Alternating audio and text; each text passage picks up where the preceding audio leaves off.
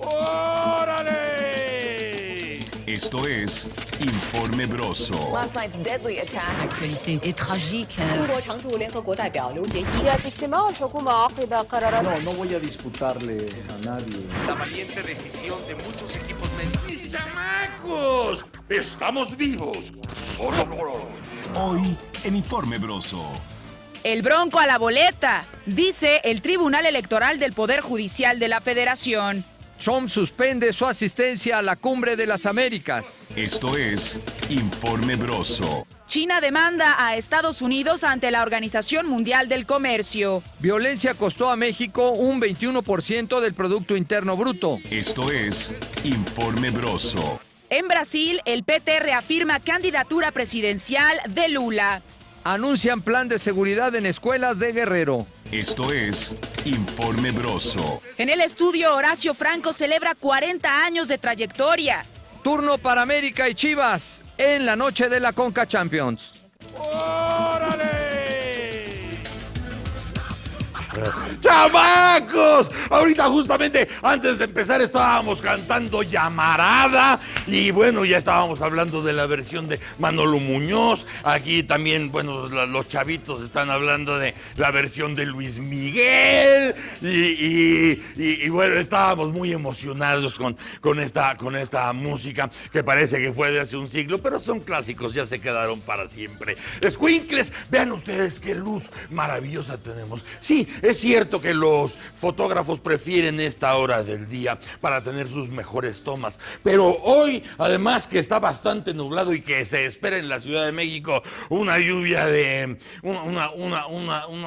un diluvio, es cuando la mejor luz que tenemos. Es como si tuviéramos un escaparate de luz fría ayudándonos a que todos los colores del estudio luzcan. Ahorita van a ir, bueno, porque además pues, nuestro estudio, pues prácticamente estamos hablando como de 800 metros cuadrados, ¿no?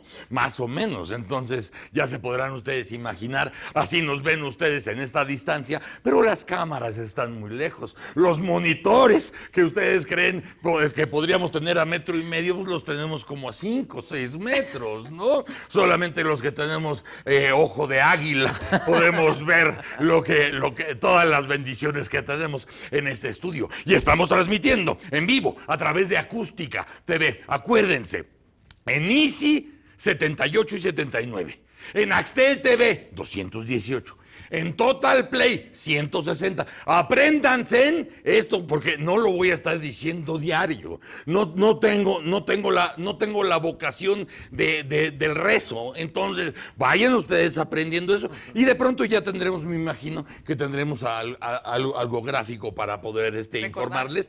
Pero siempre en radio, pues es difícil la cosa gráfica, ¿verdad? Entonces, váyanselo aprendiendo porque en la Ciudad de México también estamos en radio. En Radio Chapultepec, 560 de AM y también en varias estaciones de radio de toda la República Mexicana. Hasta ahí estamos llegando en este momento. Facebook Live, por Acústica Noticias y por La Neta Noticias. Aquí está Mariana Guerrero, que está hoy con nosotros y creo que ayer también estuvo y creo que lleva todos los días. ¡Hola! Querido señor, ¿cómo está? Y estaré porque para mí es un honor siempre estar aquí en Informe Broso. ¡Qué tranquilidad! Gracias. ¿Cuánto tiempo querido llevamos? Señor. Arrancamos el 15 de abril, el 15 de enero, entonces estamos por cumplir.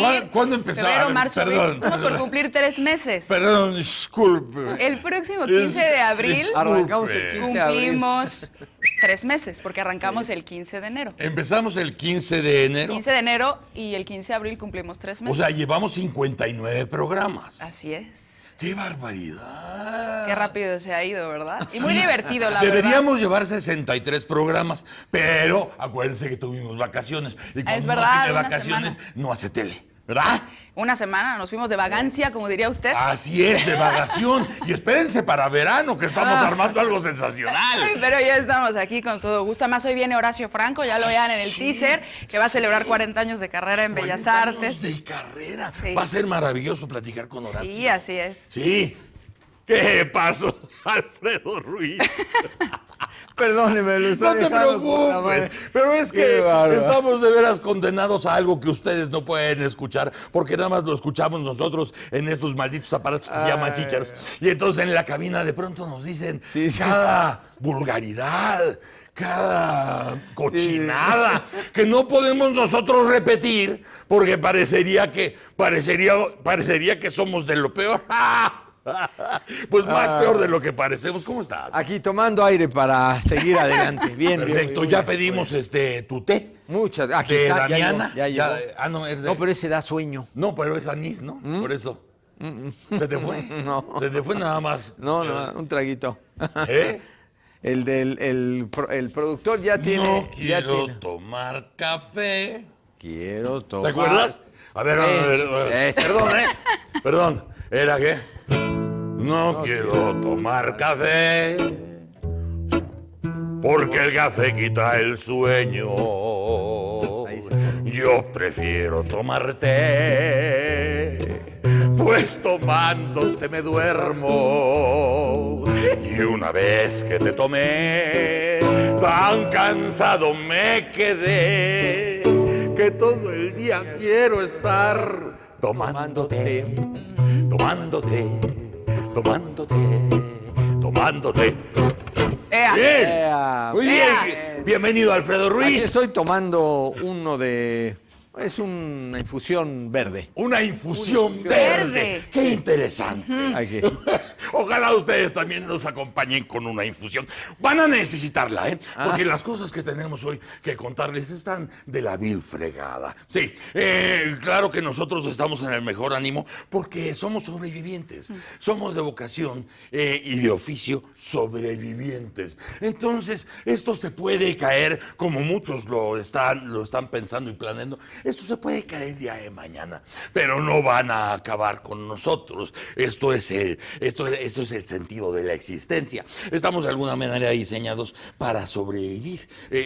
Todos nuestros reflejos, nuestros sentidos, ya vienen con esa carga celular de no morir, de salvarte, de escaparte de las fauces de lo que sea.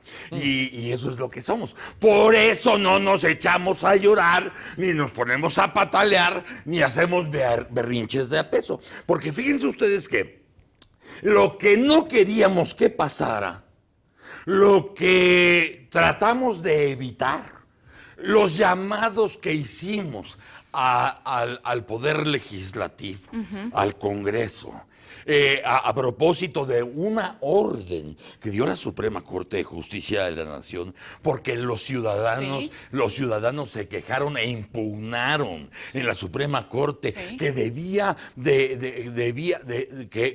de salir de las cámaras una ley de comunicación social, que no podía permitirse el Estado derroche de dinero para la comunicación social.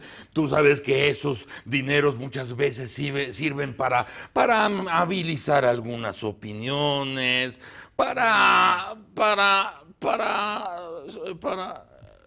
para evitar algunos ataques, algunas críticas, algunos cuestionamientos. Si tú tienes un medio de comunicación, pues a lo mejor ya no recibes propaganda del gobierno, sí. ya no tienes publicidad oficial, y entonces ¿con qué pagas la nómina? En fin, una serie de cuestiones en las que se ha abusado del gasto de comunicación social. Claro. Así de fácil, Y que así de sencillo. se desoyó a esa sociedad civil, señor. Así es. A través, ya lo decía usted, de Fundar y Artículo 19, que presentan este recurso ante la Suprema Corte y no logran ser escuchadas, por lo menos ahora en la Cámara de Diputados, donde ya se discutió y ya se votó, nunca se les dio audiencia. Pero desde luego, jamás hubo la intención de que se platicara. ¿No? O sea, mientras más se platica, la gente más entiende, ¿sabes? Y cómo salió Claro. rapidito, ¿no? Así, porque en la Cámara de Diputados ya aprobaron el dictamen que expide la Ley General de Comunicación Social, que contiene los lineamientos para los órganos de gobierno, para los autónomos, para los poderes legislativo y judicial en materia de publicidad. Imagínense nada más si había alguien que decía, un priista, desde luego que no recuerdo el nombre, porque hay cosas que uno olvida inmediatamente, ¿no? Por salud. Por salud mental, olvidas inmediatamente. Pero dijo este sujeto, dijo, no, no pusimos límites en lo de los gastos. Preferimos dejarlo así flexible, porque entonces hasta puede costar menos. Entonces por eso lo dejas flexible, porque seguramente todo irá para menos. Un régimen flexible a la baja, decía. Sí, no tuvo su... No. O sea, un régimen flexible a la baja. Porque si ya pones tú un límite, pues a lo mejor ese límite es a la alza. Estamos en este momento con Rosa Elena Soto, corresponsal, compañera nuestra, allá en la Cámara. ¿Cómo estás, Rosa Elena? Muy bien, Broso, ¿cómo estás tú? Pues triste. aquí, pues sí, acá hay también tristeza. Pues cuéntanos impas de tristeza, una tristeza que habíamos deseado todos y habíamos pugnado todos y habíamos pedido todos que no llegara de esta manera y la verdad se trató, y tú platícanos por qué, de una puñalada bien trapera. Pues sí, porque sorpresivamente, a pesar de estos señalamientos o estas peticiones que hacen las organizaciones sociales desde hace varias semanas aquí al Congreso, de que no se apruebe, no se dé un albazo legislativo o no se apruebe por fast track esta reforma, pues se les escucharon estas peticiones para que incluso se sumaran las propuestas que ellos tenían a un dictamen. Se había considerado en un principio a aprobar esta reforma a través de las juntas de coordinación política, llegar entre las dos cámaras del Congreso a un acuerdo específico con las mismas organizaciones sociales, pero finalmente se da un albace en la Comisión de Gobernación hace unas semanas. Sí. Y bueno, se prepara en plenas vacaciones un dictamen, se cocina un dictamen con propuestas que están muy flexibles para regular el artículo 134 constitucional que mandata a la Suprema Corte de Justicia de la Nación dictaminar antes del 30 de abril y finalmente se aprueba en este día. Bueno, y te cuento también que pues esto fue con 205 votos de los diputados del PRI, del Partido Verde Ecologista de México y del Partido Nueva Alianza. Los que estuvieron en contra fueron 168 del PAN, de Morena, del PRD y de Movimiento Ciudadano. Se aprobó el dictamen en lo general de la ahora llamada Ley de Comunicación Social, la cual regula, como ya bien tú decías, la publicidad oficial. Desde el inicio de la sesión, el vicecoordinador del PRI, Armando Luna Canales, dijo que, de ser necesario, su partido haría uso de su mayoría en el Pleno para aprobar esta reforma. Más tarde, en el Pleno, los argumentos de los priistas aseguraron que con la aprobación se regula, como ya mencionábamos, el 134 constitucional para cumplir o dar cumplimiento a la orden de la Suprema Corte de Justicia de la Nación y dictaminar antes del 30 de abril, antes de que termine este mes, el marco legal, porque si no serían sancionados. Los partidos de Acción Nacional, de la Revolución Democrática y Morena, toda la oposición, presentaron 3 mociones suspensivas durante esta sesión, una respectivamente para no votar en la Asamblea Vicenormativa, a la que calificaron como ley chayote, pero no procedieron estos argumentos ni estas mociones suspensivas que presentó la oposición. Cabe mencionar que los integrantes de distintas organizaciones civiles también estuvieron afuera de la Cámara de Diputados. Este colectivo Medios Libres se agrupa a 85 organizaciones civiles, entre ellas Artículos 19 y Fundar.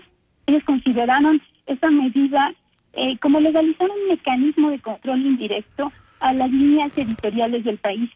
señalaron que la ley no cumple con la sentencia de la Suprema Corte de Justicia de la Nación, que obliga a los diputados a generar una ley que combata el problema de la publicidad oficial antes del 30 de abril. Aseguraron que con la aprobación de la ley se continúa la discrecionalidad de los gobiernos.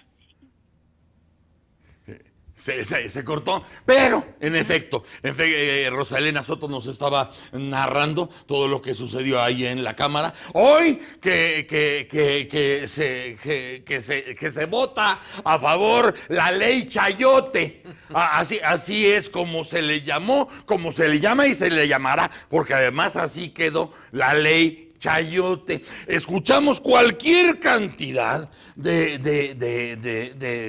sonceras a partir de que se da el beneplácito de la Cámara para que esta ley pase ahora al Senado, ¿no? Y por eso queremos hablar con el diputado Jorge Triana del PAN, que fue además uno de los que incluso en las redes subió la foto el lugar donde se encuentra para que viéramos su voto en negativo. Y diputado, antes que nada, muy buenas tardes, gracias por tomar la llamada.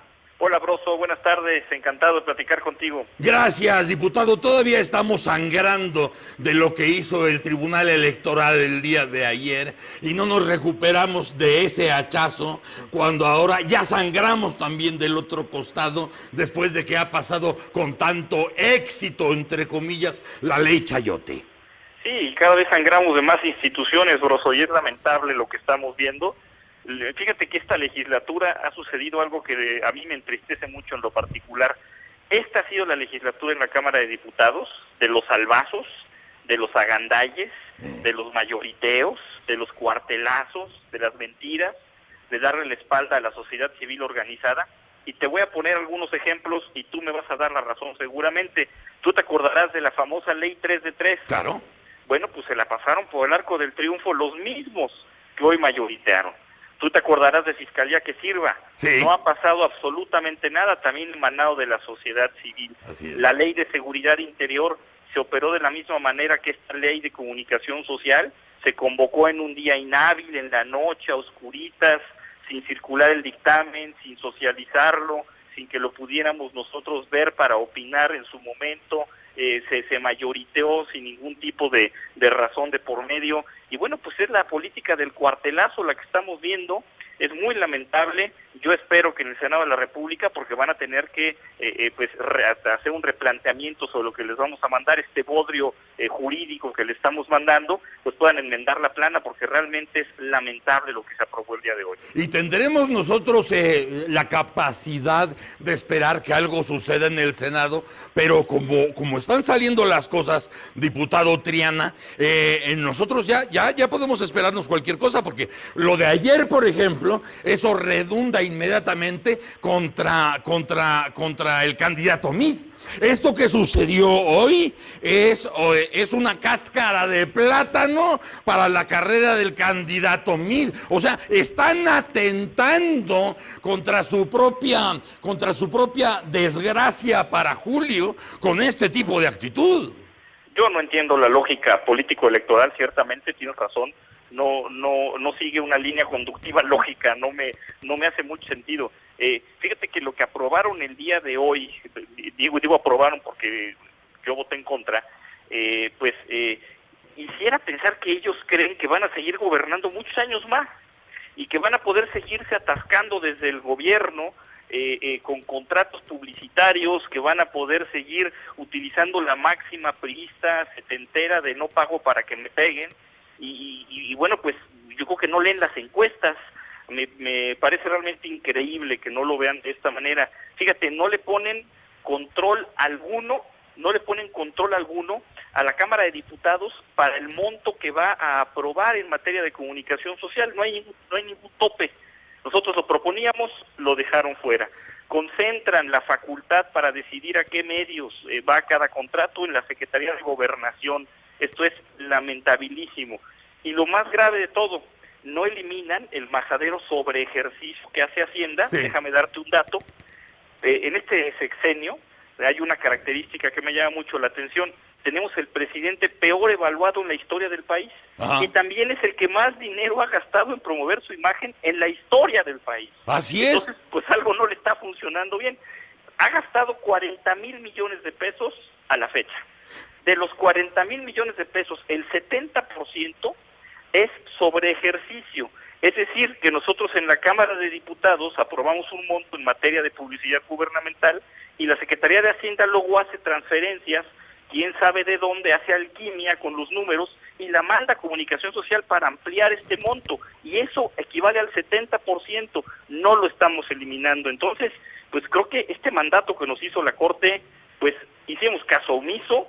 Yo dije en tribuna, y lo repito con estas palabras, le dimos el avión a la Suprema Corte de Justicia. Así. Es una simulación, es una burla, las cosas no van a cambiar, y bueno, pues era una oportunidad histórica para poner orden a algo que era importantísimo. Nuestro mandato es ponerle límites al poder de la autoridad y al poder del Estado, y lo que hicimos fue quitarle esos límites y ponerle manga ancha. Es muy lamentable. Ustedes habían autorizado en estos años 13,000 millones de pesos en total. Se acabaron gastando 40,000 millones de pesos y lo que sucedió hoy, como dices, diputado, le dieron el avión, le vieron la cara a la Suprema Corte de Justicia de la Nación y dejaron correr una ley muy parecida, si no es que idéntica, al ramo 23. Uno para ser discrecional sobre los gobernadores, para ser discrecional sobre los medios. De ahí la ley Chayote. Es una pena, es una vergüenza para el Congreso y para el país. Te agradecemos este tiempo, diputado. Al contrario, Broso, encantado de saludarte y estamos a la orden. Gracias, Jorge Triana, del PAN. Él votó en contra y está diciéndonos lo que representa. Le vieron la cara, se burlaron de la Suprema Corte de Justicia de la Nación, le pintaron mocos y se fueron riendo. Vamos a un corte, 6:21. ¡Órale!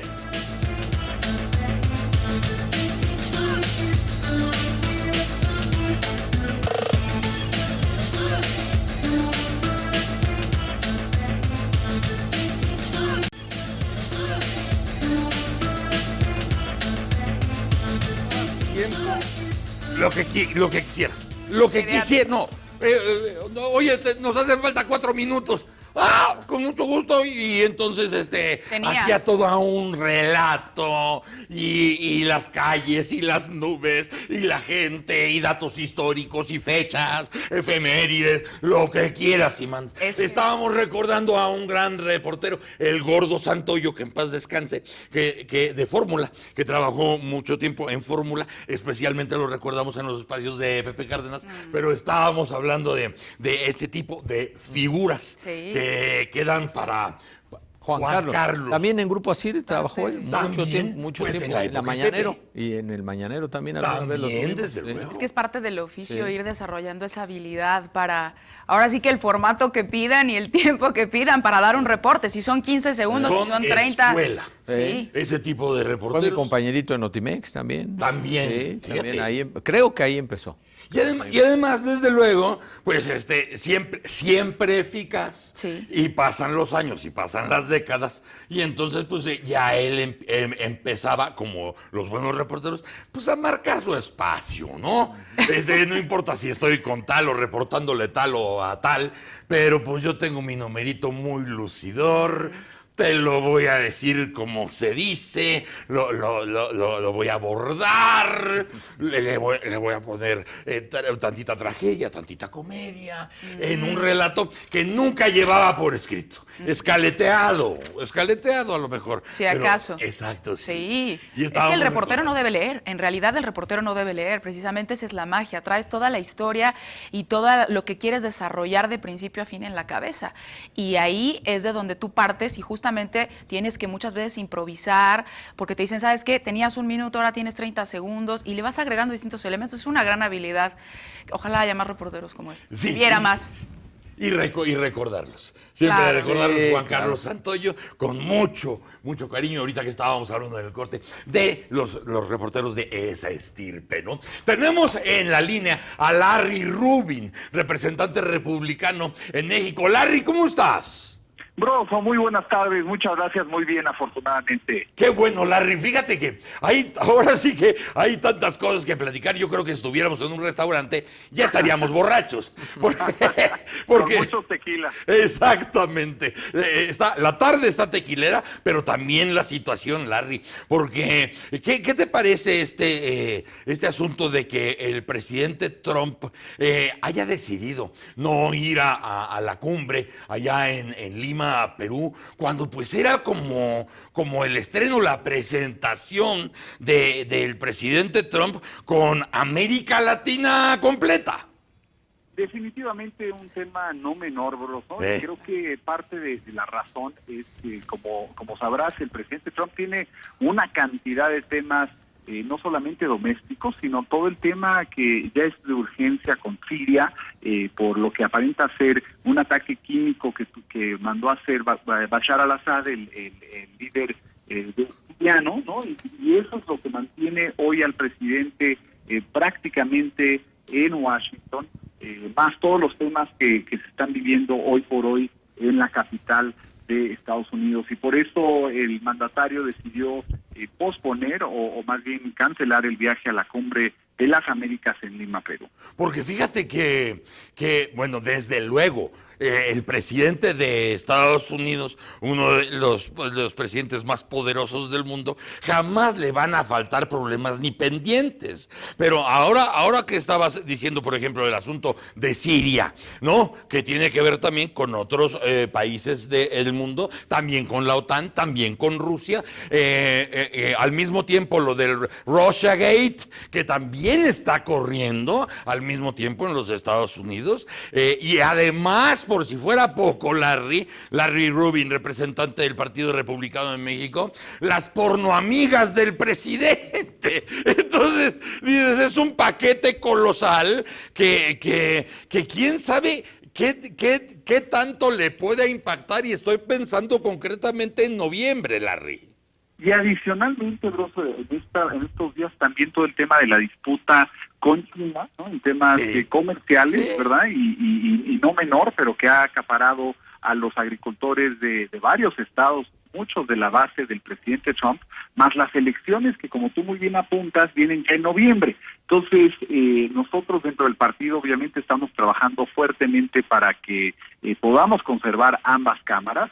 Tenemos que trabajar más fuerte en la Cámara Baja. Creemos que en la Cámara Alta vamos muy bien, pero en la Cámara Baja definitivamente es donde tenemos que trabajar fuertemente para conservar la mayoría, y esa es una gran prioridad de este presidente, tener la mayoría para poder seguir gobernando Estados Unidos, y que no tenga la agenda tan difícil en los próximos años de su gobierno. Pues ahora que estás hablando de la agenda, no puedo dejar recordar el movimiento de la Guardia Nacional hacia la frontera, porque eso polariza mucho las cuestiones en Estados Unidos. Claro que a lo mejor para el voto duro del presidente Trump, pues no deja de ser útil, pero también hay estados muy poderosos en el sur de los Estados Unidos que no están queriendo cooperar, y ese voto que hay en la franja que platicábamos el viernes pasado, Larry, de esa franja, ese nuevo país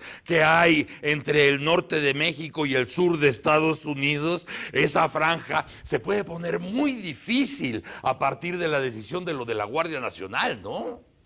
Y mira, yo creo que la Guardia Nacional fue una reacción del presidente a la percepción de muchos americanos que iban a llegar a la frontera, muchos centroamericanos, miles de centroamericanos, una percepción que no necesariamente es la realidad, pero lo que asusta hoy a muchos americanos son particularmente Mara Salvatrucha de El Salvador, y como han causado esta organización criminal varias muertes en el noreste de Estados Unidos, particularmente en Nueva York, el estado del presidente, pues están muy asustados sobre la Mara Salvatrucha. Entonces, digamos que todo abonó para que el presidente, como lo vimos en días anteriores a que lo anunciara, estuvo tuiteando el tema varios días. Se veía que la caravana lo venía molestando tanto a él como a muchos norteamericanos, pensando que iban a llegar miles de migrantes ilegales a la frontera para intentar cruzar, y ahí es donde el presidente manda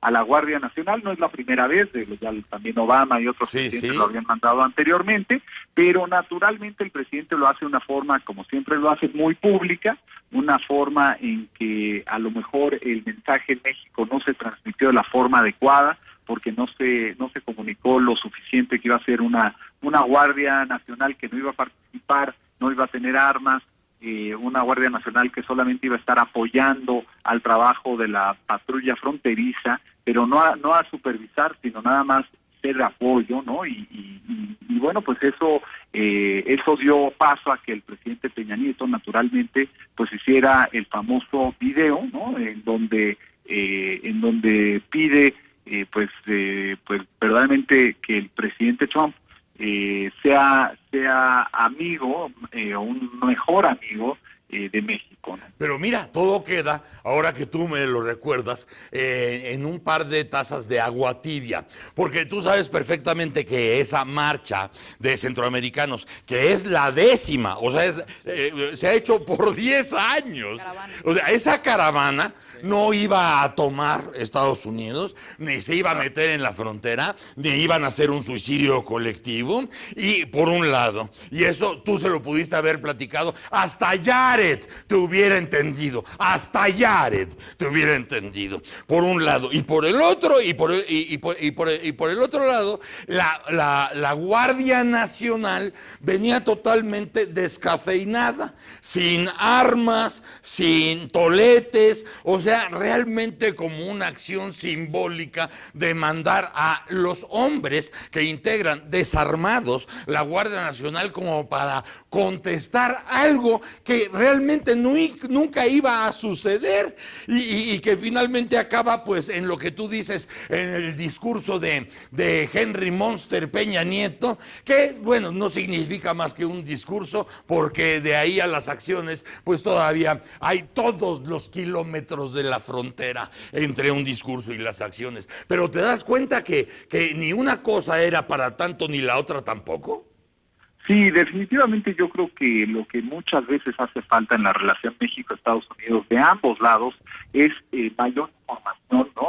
Vemos en Estados Unidos que no se entiende a veces lo que se piensa en México, y viceversa también. En México a veces no se entiende lo que está pensando Estados Unidos, y yo creo que necesitamos sumarnos más interlocutores que conozcamos pues ambos lados de la frontera para poder interpretar de un lado y del otro lo que está sucediendo de una forma adecuada para evitar malos entendidos y asegurar que esta relación siempre esté caminando en el camino adecuado, porque es muy importante, no solo para México, pero es muy importante para Estados Unidos. Y hoy tuve oportunidad de comer con el gobernador de Utah, un estado que ha crecido 1,300% con el Telecán, y justo le comentaba al gobernador que parte importante es que él, como otros gobernadores, vengan, pero también le comuniquen a sus conciudadanos de sus estados la importancia de esta relación bilateral, porque no es suficiente el trabajo que hacen a lo mejor los secretarios de México yendo a Washington, sino se tiene que manejar en todos los niveles de gobierno y alrededor de todo Estados Unidos, al igual que de México, lo que es esta relación bilateral tan importante. ¿Tú viste, Larry, esta gráfica que estuvo corriendo por las redes, donde se ve toda la línea que cruza Europa, una línea que es del tamaño de la frontera entre México y Estados Unidos, y que parte desde Lisboa y llega hasta pasando Polonia, llegando a Rusia? Sí, totalmente. Tuve oportunidad de tuitearlo hace unos días. Esa gráfica creo que demuestra muchísimo lo que representa esta atraviesa frontera. Todo, atraviesa Portugal, España, Francia, Alemania, Polonia, llega hasta Rusia, y toda esa línea es la frontera entre México y Estados Unidos. Y yo pensaba, Larry, una frontera de esas dimensiones que abarca más allá de la comunidad europea, nada más esa línea, es que no puede servir más que para dar bendiciones, Larry. No, una frontera de ese tamaño no puede traer desgracia ni tragedia, porque es la mejor frontera que puedes encontrar en el mapamundi todo.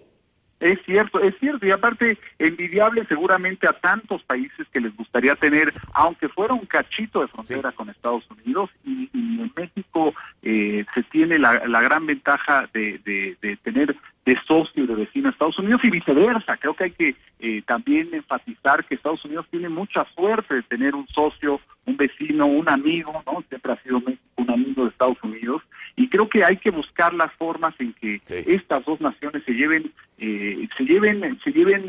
pues muy de cerca, ¿no? Y creo que yo lo caracterizo como una relación de hermanos, ¿no? A veces pues se pelean los hermanos, a veces se adoran, ¿no?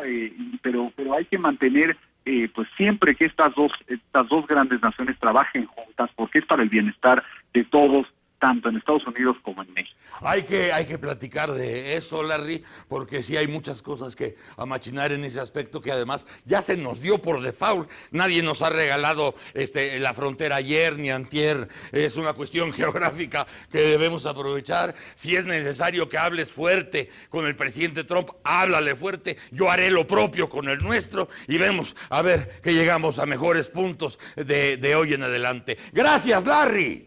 Broso, al contrario, gracias a ti, a tu auditorio, y un fuerte abrazo. Igualmente para ti, Larry Rubin, representante del Partido Republicano en México. 6:37, esto es el Informe Broso. ¡Órale!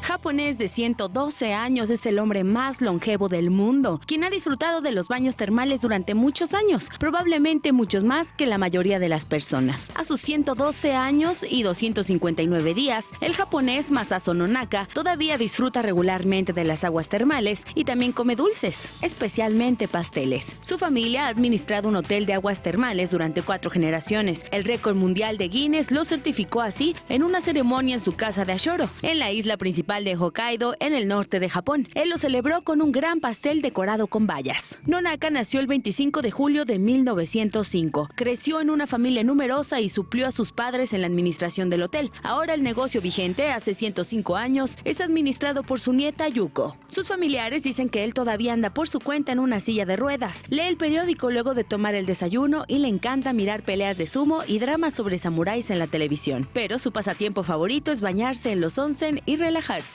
Nonaka ha sobrevivido a todos sus 7 hermanos, así como a su esposa y 2 de sus 5 hijos. Él es uno de aproximadamente 67.800 centenarios en Japón, que tiene el más alto promedio de expectativa de vida, 80.98 para los hombres y 87.14 para las mujeres, de acuerdo con el Ministerio de Salud, Trabajo y Bienestar.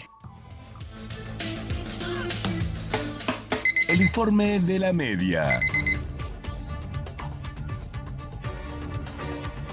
La organización internacional que monitorea armas químicas dijo que enviará una misión investigadora a la localidad de Siria, donde se cree que ocurrió un ataque con armas químicas durante el fin de semana. No queda claro si este anuncio evitaría las medidas militares que Estados Unidos podría tomar contra Siria. Yulia Skripal, hija del exespía ruso Sergei Skripal, quien fuera víctima de un ataque con un agente nervioso junto a su padre en Gran Bretaña, abandonó el hospital, dijeron autoridades británicas. Yulia, de 33 años, fue trasladada a un lugar seguro, mientras su padre aún continúa internado. El pacto de paz que permitió el desarme de las FARC en Colombia entró en su punto más crítico, tras la captura de un negociador de la exguerrilla requerido en Estados Unidos por narcotráfico. Santrich, quien debía asumir uno de los 10 escaños parlamentarios cedidos a los otrora rebeldes marxistas, fue detenido el lunes en Bogotá por pedido de Estados Unidos.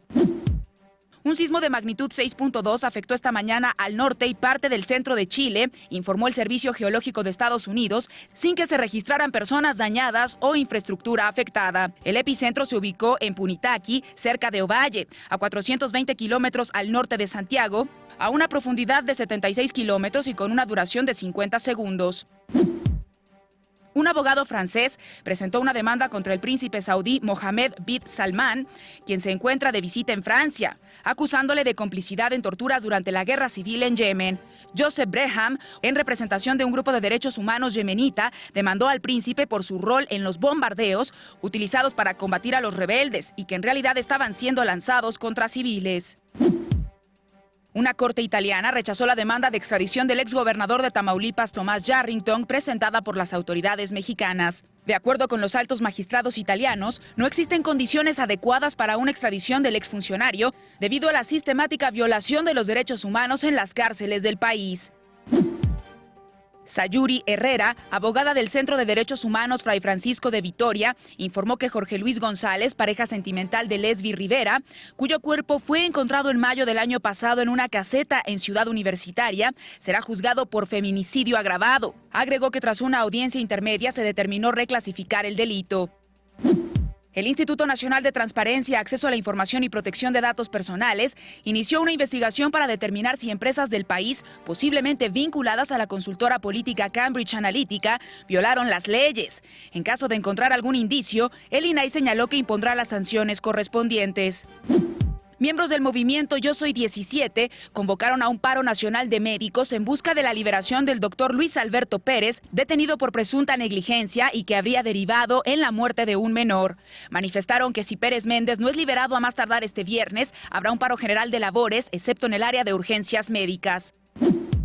La Asociación Nacional de Productores de Autobuses, Camiones y Tractocamiones informó que durante el mes de marzo las ventas de vehículos pesados al menudeo alcanzaron las 3.318 unidades, lo que significa una disminución de 8.5% respecto al mismo mes del año pasado, mientras que las ventas al mayoreo alcanzaron un total de 3.368 unidades, disminuyendo 1.2% respecto a marzo de 2017. El informe de la media.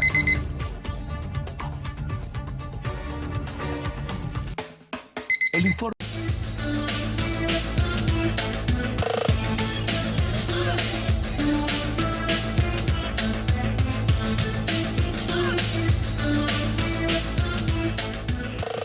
¡Ya llegó tu marido! ¡Ah! ¡Ah!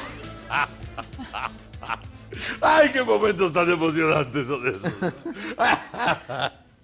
¿Sí, señor? Pues sí. ¿En qué estábamos, no? Estábamos viendo a ver cómo estaba el herido ahí en la cabina.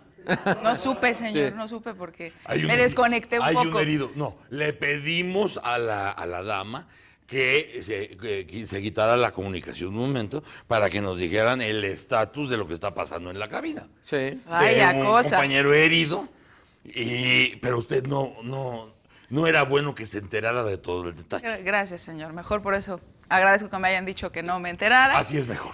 Así es mejor. Así es mejor. Ya todas nuestras vidas están destrozadas. ¿Por qué la suya también? Ah. Sin entrar en mucho detalle, creo que lo atropellaron. Ah, caray. Sí, es lo menos. Lo atropellaron en el túnel. Vaya cosa.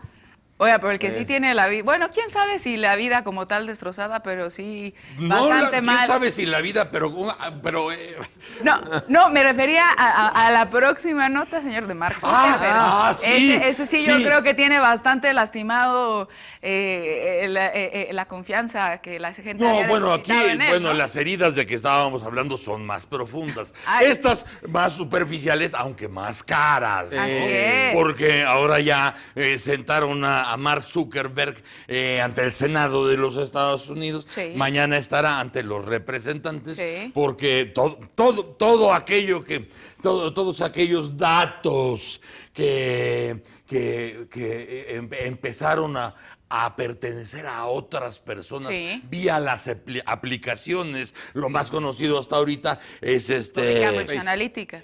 ¿Cómo se llama? Cambridge Analytica. 87 millones de usuarios. 87 millones de usuarios. Hay mexicanos. Y de eso un porcentaje mexicano. Casi 900,000. Casi 900,000. Y entonces está con nosotros en Estados Unidos, está en este momento, vamos a hacer contacto con Francisco Villalobos. Francisco Villalobos, compañero nuestro, corresponsal también de Televisa, está en Estados Unidos y nos puede platicar qué es lo que se está sabiendo de Mark Zuckerberg, que pues ya pasó por las manos senatoriales. Hermano, ¿cómo estás? Muy buenas tardes, noches para ti.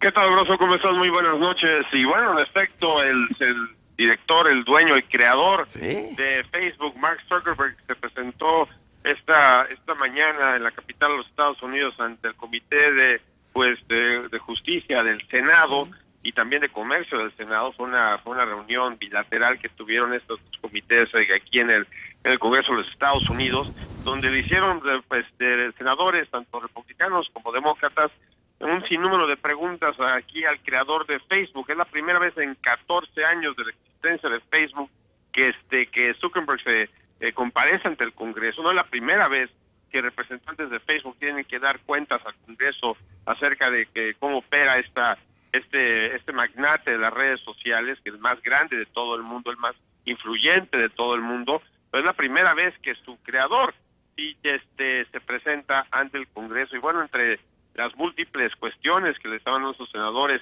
es cómo ya sabemos que los rusos utilizaron sus 2,000 millones de usuarios, de los cuales 87 millones son confirmados que fueron utilizados por Cambridge Analytica, y también utilizados en las campañas de Trump y también por parte del Servicio de Inteligencia ruso para poder influenciar las elecciones aquí en Estados Unidos y de otros lugares del mundo. Aquí la cuestión es qué vas a hacer ahora. Y sabes qué, Broso, lo que me llamó la atención de esta audiencia, que es la primera, mañana va a estar de la Cámara de Representantes. Estamos hablando de que es un joven de, ¿qué te gusta? 35 años más o menos, Mark Zuckerberg, y senadores que yo creo que si 2 han usado Facebook en su vida, es mucho. O sea, estamos hablando que las preguntas que hacían, la falta de que el concepto, lo que son las redes sociales, cómo se utilizan, qué es lo que se tiene que hacer. O sea, del tema no estaban muy bien informados por las preguntas que de repente hacían. Uno de repente preguntó si Twitter era lo mismo que Facebook, y para poner en una situación en que Zuckerberg aceptara que Facebook no tiene competencia y por ende es un monopolio, y por ende los monopolios son prohibidos. Pero aquí el problema, Broso, es de que estas redes sociales, llámale Facebook, llámale Timber, llámale Twitter, llámale lo que tú quieras llamarle, la legislación no está al pie de los avances tecnológicos. O sea, realmente no hay ningún tipo de ley que le ponga un hasta aquí a las redes sociales, del tipo de información que puedes compartir, de los anuncios que puedes dar al aire por medio de Facebook, que no hay ningún tipo de filtro de que si es fake o no es fake, etcétera, etcétera. Y bueno, pues de lo que quieren estos legisladores, tratar de ponerse al corriente de lo que son estas redes sociales y de la influencia que tienen sobre las masas, especialmente las cuestiones de las elecciones, y pues es lo que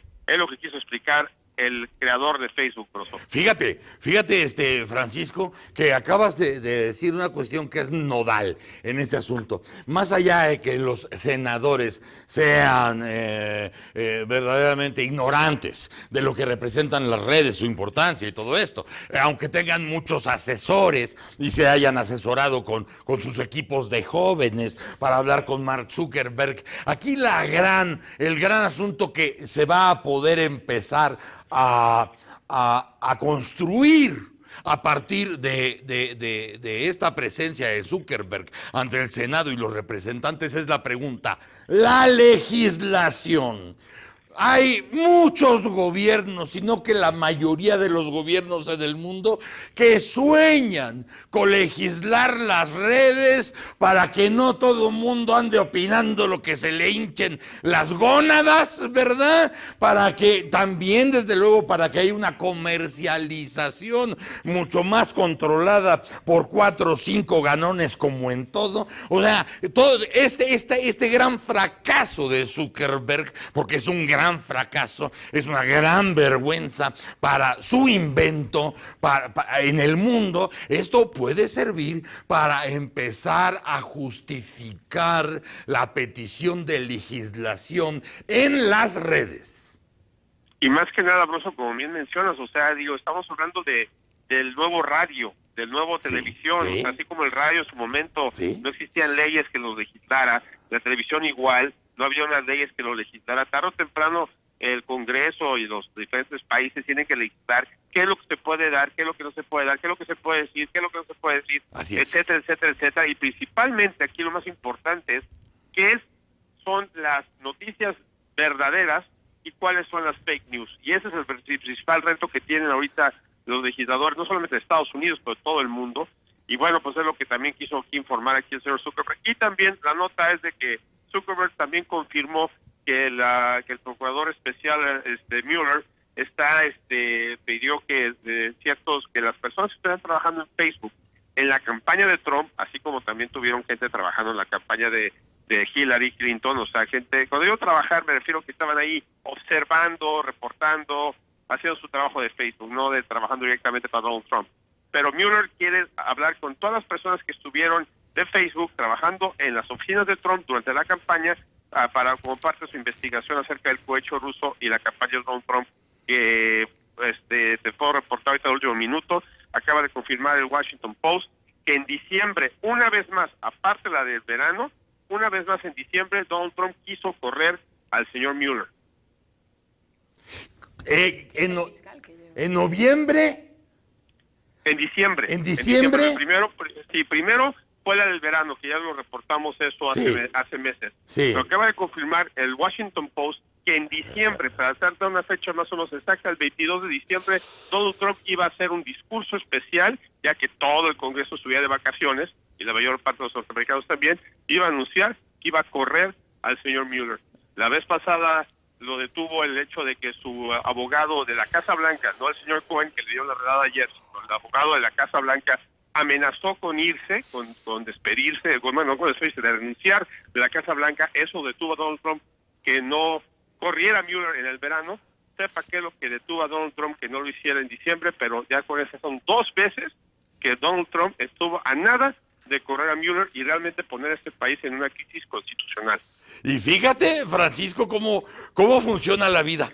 Pero va a ser este señor Robert Mueller el que está en la investigación de todo lo que es el Russiagate. Va a ser el espíritu de las navidades pasadas de Donald Trump para las elecciones de noviembre, ¿eh? No, bueno, definitivamente estamos viendo más o menos la masacre del sábado por la noche que Nixon hizo en el 73, pero en cámara lenta literal, o sea, en ese tiempo Richard Nixon, investigado también por un procurador especial, corrió al Procurador General de Justicia, corrió al Procurador Especial, y bueno, pues eso empezó a crear el principio del fin de Donald Trump. Senadores republicanos y demócratas dicen que si Donald Trump corre a Mueller o corre a Rosenstein, que es el subprocurador general de justicia, por abajo del señor Sessions, puede ser el principio del fin, sería un suicidio para el señor Trump si hace eso. Y todos los tiempos empiezan a aparecer, porque ahora que vemos a Zuckerberg donde está sentado, son las mismas imágenes que vimos en el Irán-Contras, en el Watergate mismo, en el Post y el Pentágono. O sea, son los mismos salones, son las mismas sillas, son preguntas muy parecidas y son momentos muy, muy eléctricos para el mundo, desde luego, pero sobre todo para Estados Unidos. Francisco Villalobos, muchas gracias, te mandamos un abrazo.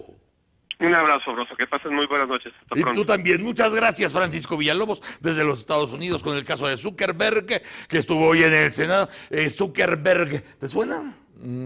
Es el fundador de Facebook. 33 años. 33 años. ¿Y qué cree con un mea culpa, señor? Es mi culpa, ¿cree que es suficiente? Es un niño. ¿Cree que es suficiente? Se mea en todos lados. Bueno, que diga, mi culpa, ¿cree que con decir eso ante el Senado no es suficiente? Es suficiente. No. Y con decir que va a colaborar con Robert Mueller. ¿Cuántos millones han ganado con Facebook? Millones.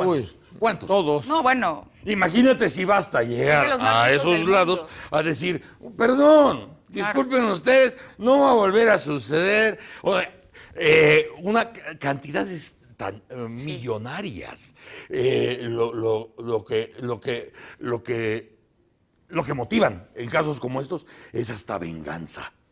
Si te has enriquecido hasta sudar, y ahora te toca sudar, pero no para ganar dinero, sino para explicarnos y darnos el norte y el quién vive de lo que pasa en tu negocio, porque aquí está también el señor de los impuestos, aquí está el señor de los dominios, aquí está el señor, aquí estamos todos, ¿no? Claro. Es tremendo, mis chamacos. El productor insiste en que vayamos a un corte, vamos a darle gusto. Ya llueve esta tarde, señor, también como un anuncio para la concurrencia.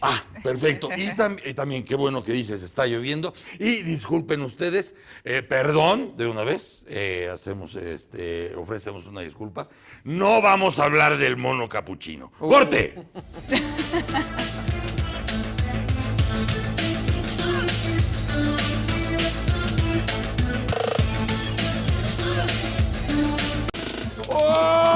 ¡Órale! Esto es Informe Broso. Last night's deadly attack. Actualité est tragique. 中国常驻联合国代表刘结一 يأتي اجتماع الحكومة عقب قرارات No voy a disputarle a nadie. La valiente decisión de muchos equipos médicos. ¡Mis chamacos! ¡Estamos vivos! ¡Solo Hoy en Informe Broso. En Brasil, el PT reafirma candidatura presidencial de Lula. Anuncian plan de seguridad en escuelas de Guerrero. Esto es Informe Broso. En el estudio, Horacio Franco celebra 40 años de trayectoria. Eliminado el Barcelona de la Champions. ¡Órale!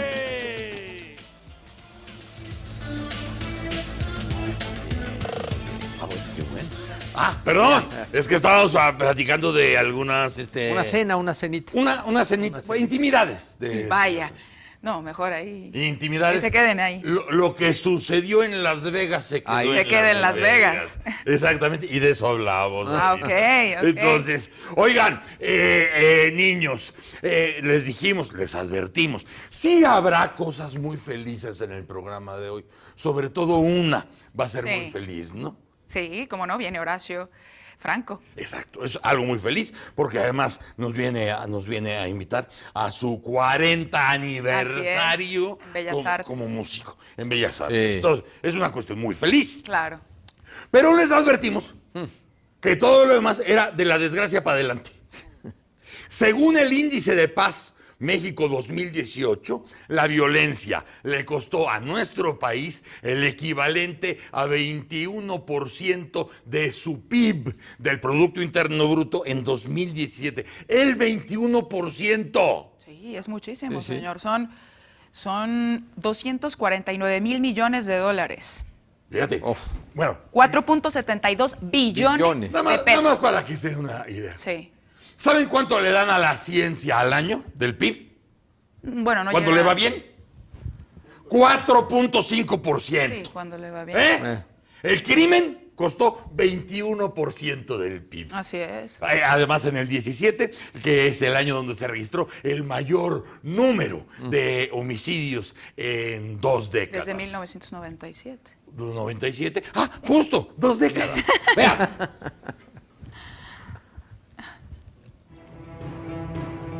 La paz en México se deterioró hasta un 11% en el 2017, hecho que se reflejó en las 29,000 personas asesinadas, número histórico de homicidios en el país. En conferencia de prensa, el director en México del Instituto para la Economía y la Paz, Carlos Juárez Cruz, señaló que la violencia fue impulsada por los altos niveles de impunidad, fenómeno que triplicó en los últimos 5 años de 7% en el 2012 a un 20% en el 2017. Escuchemos lo que dijo Carlos Juárez. Otro de los pilares que está débil en el país es el de niveles de corrupción.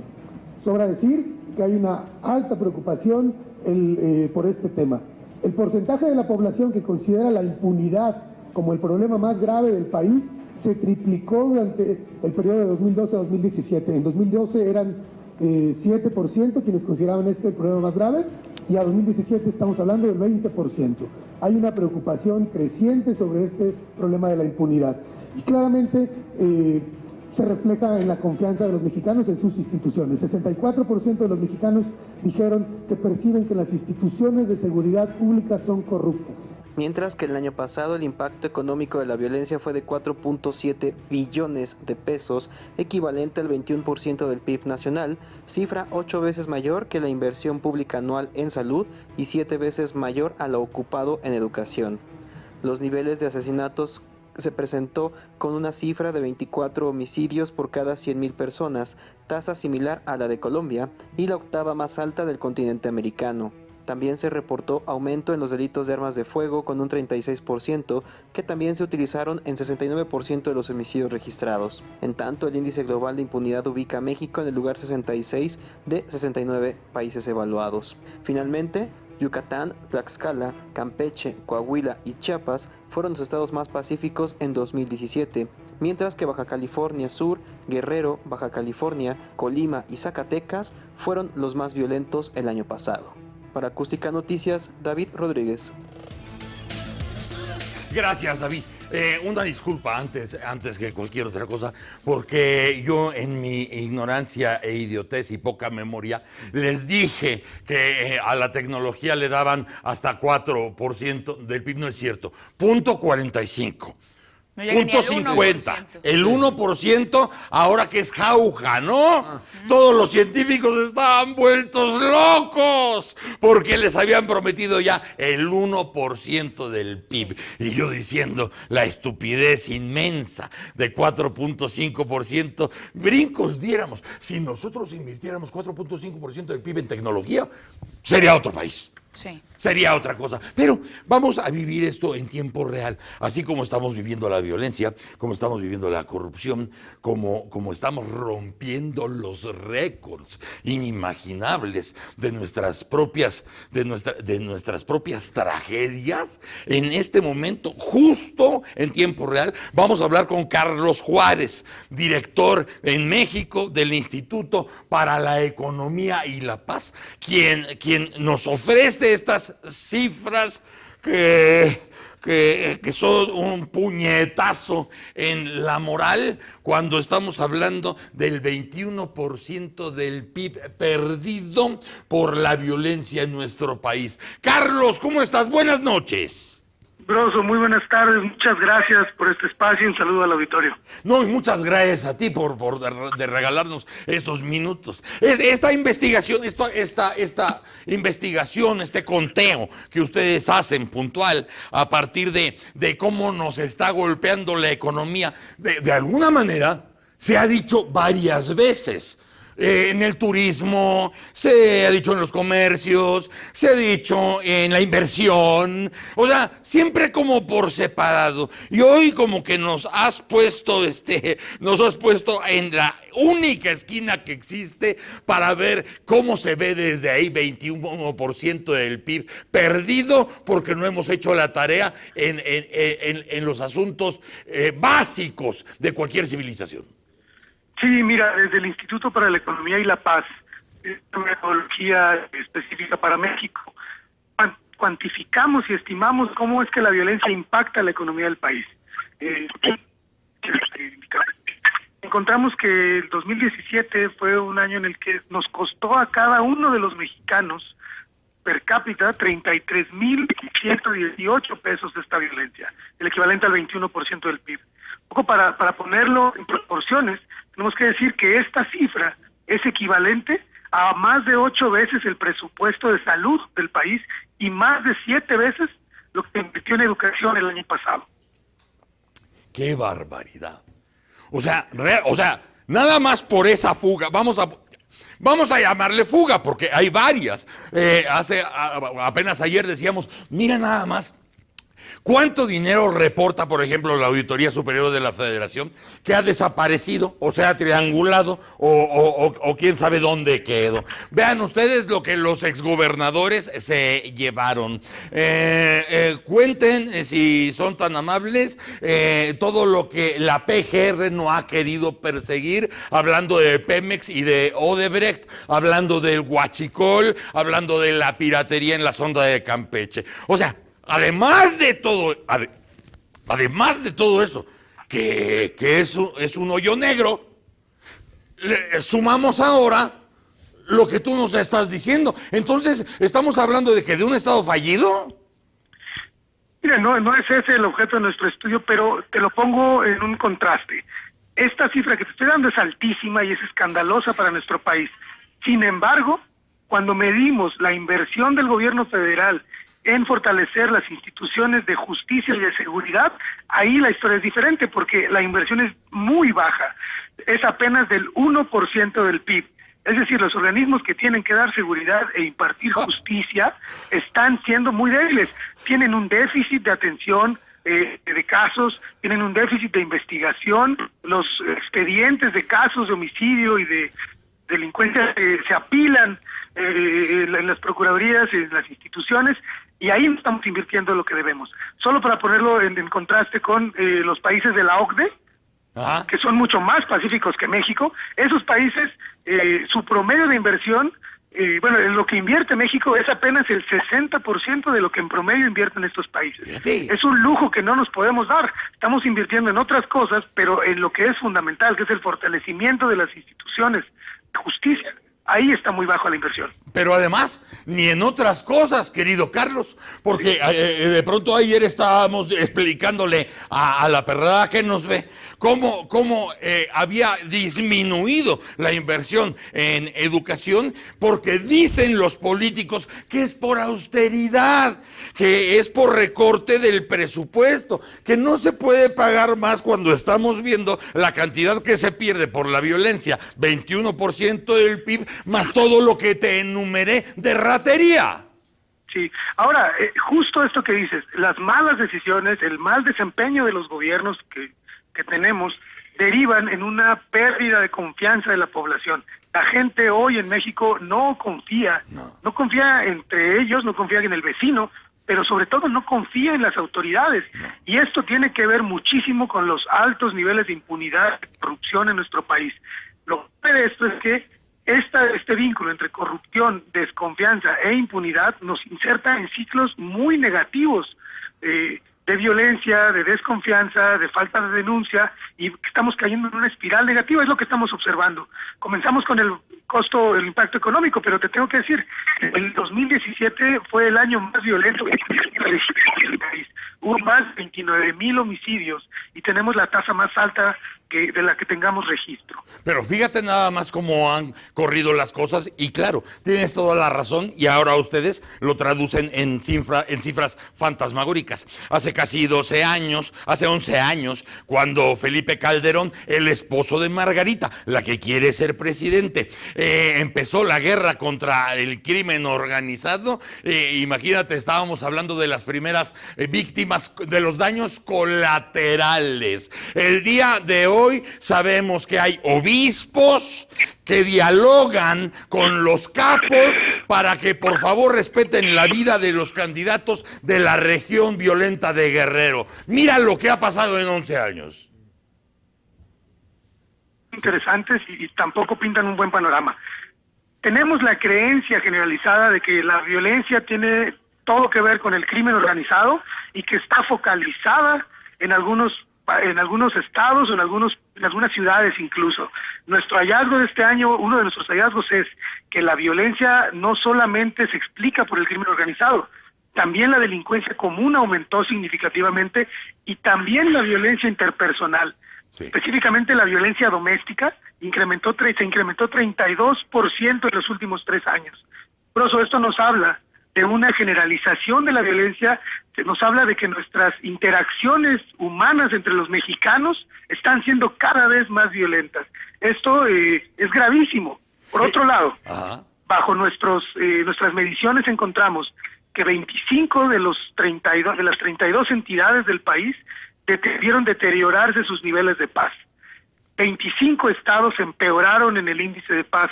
Eso significa, en términos demográficos, que al menos 85% de la población del país vive en una región o en un estado donde la paz se ha deteriorado. 85%. Si a esto lo pones en un tabulador donde podemos ver que más del 50% de la población vive en pobreza y el 85% de la población vive en riesgo, ¡aleluya! Sí. Ahora, déjame también compartirte algunas otras cosas. No queremos quedarnos atorados en estas narrativas trágicas y que no pintan ninguna ruta posible, ¿no?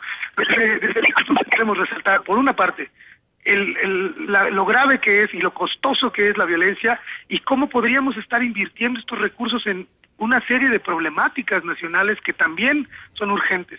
La agenda de seguridad, la agenda de la atención pública desde hace 12 años, pero hace 12 años ya había temas urgentes para este país. ¿Qué podríamos estar haciendo con estos recursos que se van por culpa de la violencia? Bueno. Otro aspecto es el que tenemos que reconstruir la confianza entre los ciudadanos y las autoridades. Si no, no podremos salir de estos ciclos. Y en general lo que queremos concluir es que este problema de la violencia, el fenómeno al que aspiramos, que es la paz, necesariamente necesita nuevos enfoques, miradas más amplias y estrategias mucho más integrales. Si no, no vamos a poder sobreponernos. En México necesitamos atacar la corrupción, la impunidad y fortalecer a nuestras instituciones. Pues ahí tienes a 4 candidatos, es más, 5 candidatos. Si quieres 6, la próxima semana te damos 6 candidatos para que vean y digan cómo piensan afrontar, cómo piensan enfrentar la situación de la seguridad, de la violencia en nuestro país. Nada más para un debate, ¿eh? Nada más para un debate. Ahí les encargo los demás. Pero este tendría que ser tema obligatorio si quisieran tener un sueño guajiro de poder empoderarse hacia la presidencia de la República, si no contestan con efectividad y convenciendo a la gente de que tienen una posibilidad de poder dar otra cara de nuestro México violento. Carlos Juárez, muchas gracias por tu tiempo. Muchas gracias a ti, Broso. Queremos reiterar que la paz, lograr la paz en el país sí es factible y sí es posible, pero necesitamos el involucramiento de otros actores que no se han involucrado y sobre todo el involucramiento y los compromisos establecidos desde nuevos y mejores estándares éticos. Eso nos urge y solo así podremos salir de este periodo tan oscuro de nuestra historia. Muchas gracias, Carlos, director en México del Instituto para la Economía y la Paz. Gracias por tus cifras, por tu tiempo y por la calidad de lo que nos has dicho. Que estés bien. Gracias a Carlos Juárez. Vamos a un corte, bichamacos. ¿Con qué regresamos, productor? Horacio Franco en el estudio. ¡Órale!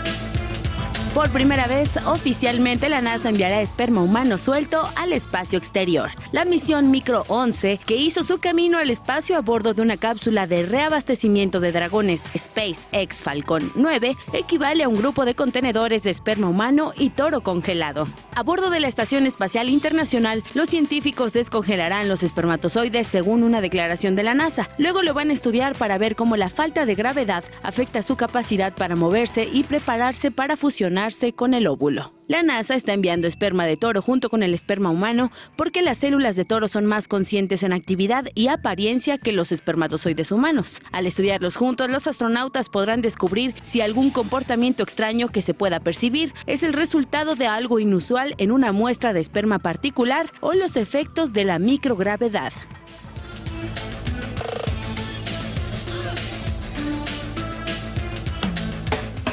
El informe de la media.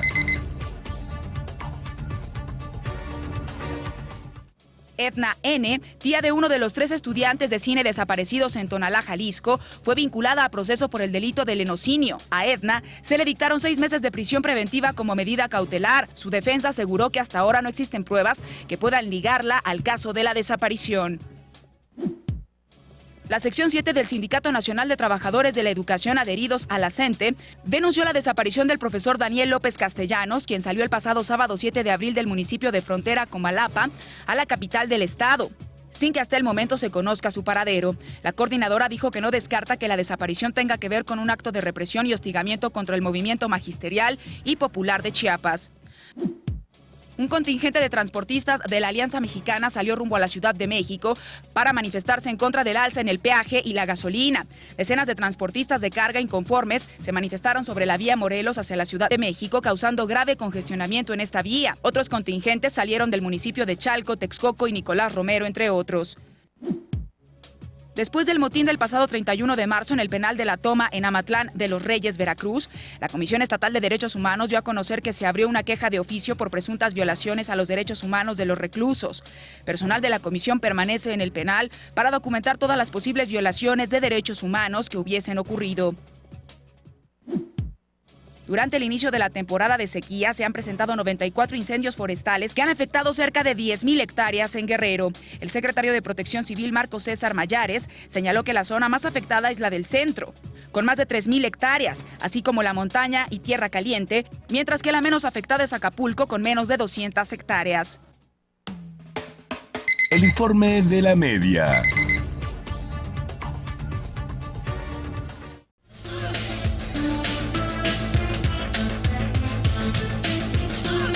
Oigan, chamacos, ahorita me agarraron ustedes así porque ya iba a empezar a llorar fuera de tiempo.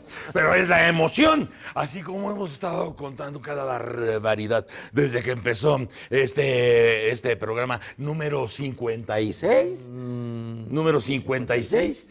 Número 59. Nos faltan 10 programas para voltear la programación. Eso no se lo vayan a perder. Ustedes va a estar muy bueno ese programa. Dentro de 10, hoy es el 59. Y de toda esa barbarie que les relatamos y que les contamos, tenía que llegar un momento feliz. Y el momento feliz es el artista, Horacio Franco. Querido Horacio, el aplauso cariñoso de los conocedores. Saluda a tu primera flauta, como todos los días. ¡Ay, sí! Primer violín. Saluda a tu primera Saludo flauta. a mi primera flauta. No me voy a quedar así porque los niños están viendo. Están bien.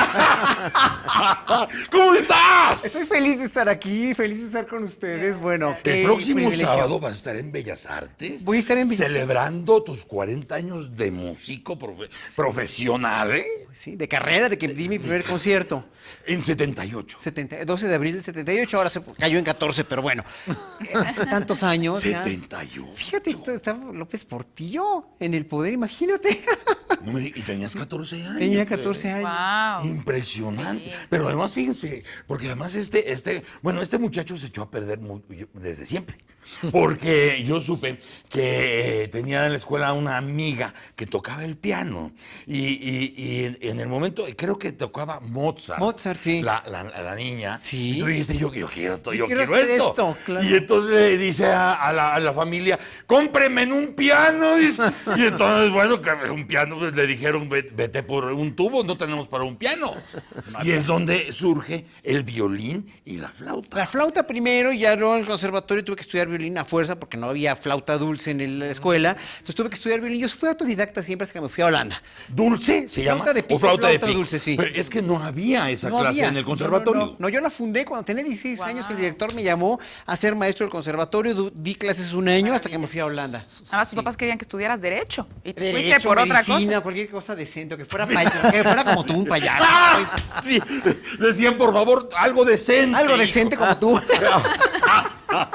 Es maravilloso esta generación de donde proviene Horacio, de como artista, si puede ser secretario de Estado, si un día No, puede hombre, ser, qué bonito. Imagina, un día puede ser como Mid. No.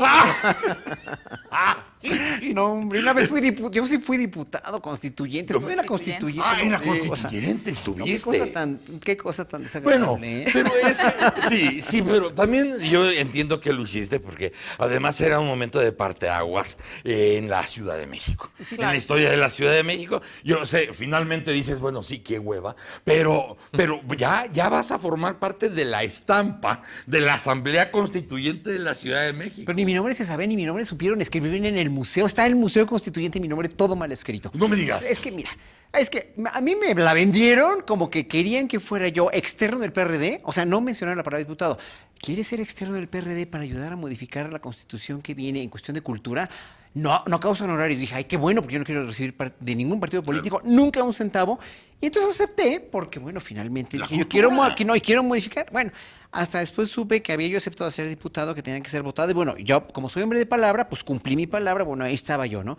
Pero luego en la Constituyente no hicieron una comisión de cultura. No hicieron una comisión de cultura. Nos mandaron a la comisión de Derecho. Estábamos Margarita Saldaña, Bichir Bonilla, estábamos faltados, ¿no? Todos los que tenían que ir a hablar de las artes y de cultura, los mandaron a otra comisión.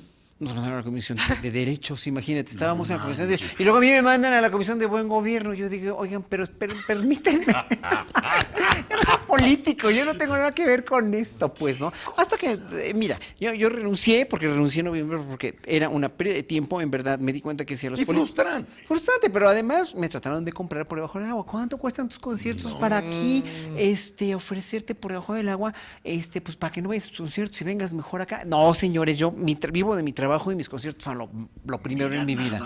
No, yo me salí por eso y por muchas otras cosas. Es que bueno, nada más con lo que tú dices, esto de poder confundir la presencia tuya en una estampa política y pagarte lo que vas a ganar en unos conciertos para conservarte, pues es no conocerte, ¿no? Decir, oye, los conciertos es lo mío, no es nada más de lo que trago, sino de lo que respiro. Así es una vocación. ¿Cómo lo van a entender los burócratas, no? Los políticos no lo entienden, no lo entienden. Mira, pese a que hay muy buenos políticos, algunos sí se contarán con los dedos de una mano o de dos o de tres, no sé, pero finalmente me di cuenta que si en verdad, si el pueblo pues, les importamos muy poco, la cultura y las artes les importan menos. Es lo primero que se recorta.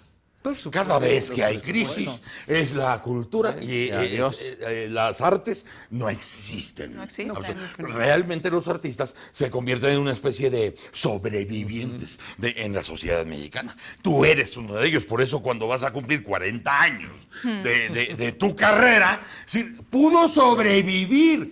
Y pudo sobrevivir porque además tuvo éxito y además tuvo reconocimiento. Y además se le reconoció no nada más en su país, sino allende las fronteras. O sea, tuviste todo ese talento y esa visión para poder sobrevivir en un país donde las artes son lo de menos. Pero ¿sabes qué? Eso decimos...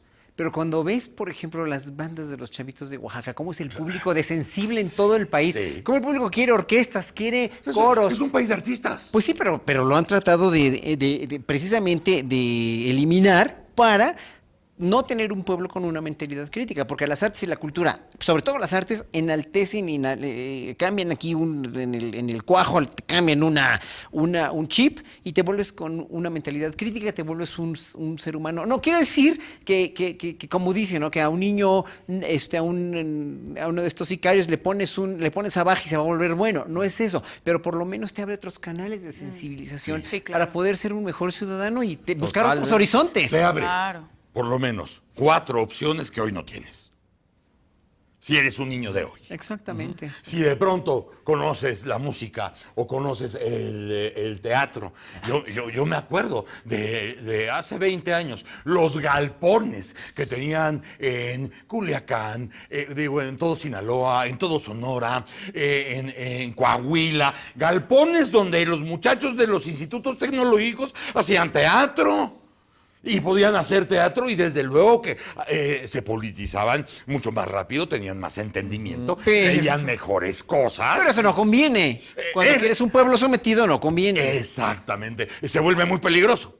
Se vuelve muy peligroso porque quisieron conservar el México de los 50, donde nada más era importante en un pueblo el cura, el párroco y el profesor. Sí. Pues eso me di cuenta yo que la dictadura perfecta no la inventó Vargas Llosa. Yo me di cuenta desde que fui a Holanda, cuando viví en la democracia perfecta, regreso en 1975 a México y veo que en verdad esto era una dictadura perfecta. Ver un país como Holanda donde de veras el primer ministro se baja de su Citroën, se baja él solito y el pueblo lo increpa que por qué subió un impuesto o lo que sea, o a los hijos de la reina en ese entonces Beatrix, ir a la escuela en bicicleta, por ejemplo, o ver cómo convivían todas las clases sociales sin ningún problema. O sea, esas diferencias tan groseras que hay aquí en este país ya de ricos tan ricos y tanta gente pobre, nunca existió allá. Entonces yo aprendí realmente el sabor y el honor de vivir en una verdadera democracia y cuando llegas aquí dices, es que esto es una dictadura perfecta, hasta que lo inventó Vargas Llosa en los 90, pero bueno, es que en verdad no estamos lejos de ser una dictadura perfectísima. No, y además,